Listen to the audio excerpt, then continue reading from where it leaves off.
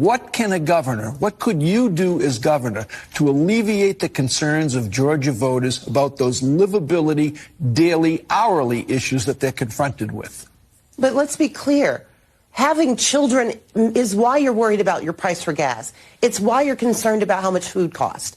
For women, this is not a reductive issue. You can't divorce being forced to carry an unwanted pregnancy from the economic realities of having a child.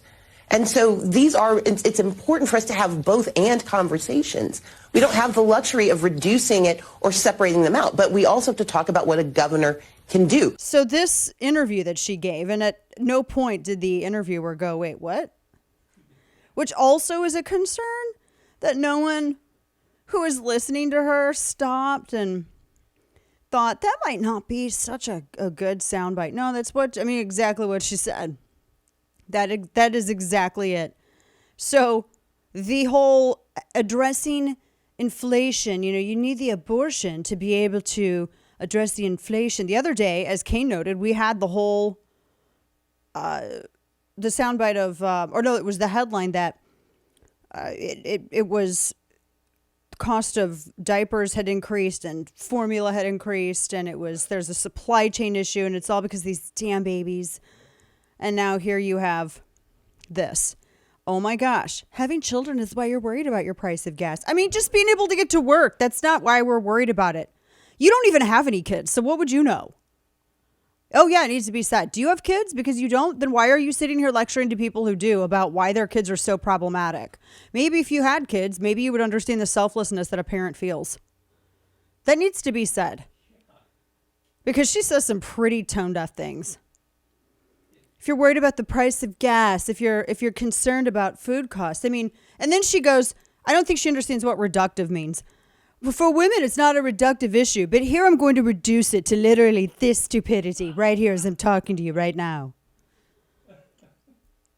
Golly.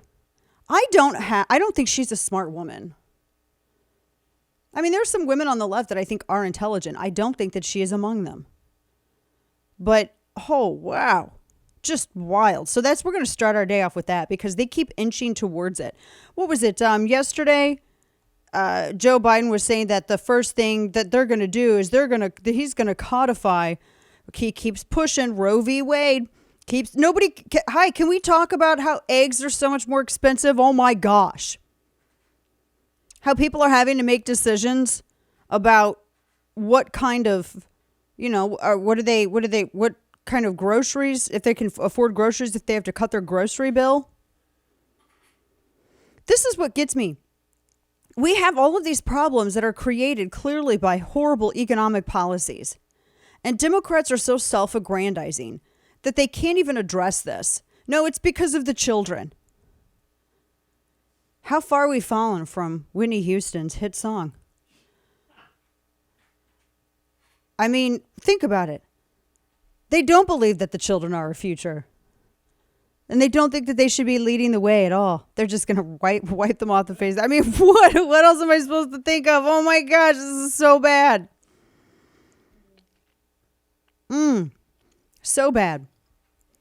Now this, she was telling this to Morning Joe. And not a single person thought to stop her. They didn't push back. She didn't offer any kind of policy solutions other than, well, we need abortion. Okay, what about the cost of housing? Well, abortion. What about gas prices? Abortion. What about, the cost of food and supply chain issues and all of this stuff? Well, it's all abortion is what it is. It's abortion, abortion, abortion, abortion. That's the only thing. It's the only solution we have. That's all we have. I was only told to say those things from now until Election Day, which is 20 days away. They keep emphasizing this. In fact, there was an analysis. This was done. It was published over at NPR. A third of Democrat ad spending for the entire month of September was about abortion, despite the fact that one of the most recent from a week ago, actually 2 weeks ago, and then the poll before that showed the same. A New York Times Siena College poll showed only 5% of voters. Doesn't matter if they're pro-life or pro-choice. Only 5% of voters think that that is even remotely close to being the most important issue facing the country. Nobody thinks that's the most important issue facing the country. They're broke, girl. They're broke. Well, you wouldn't be broke if you were having these stupid babies, if you weren't having them. No, the way to stop the economic crash, the way to stop all of your economic problems isn't for us to come up with better economic policy. It's for you to kill your children. Wow.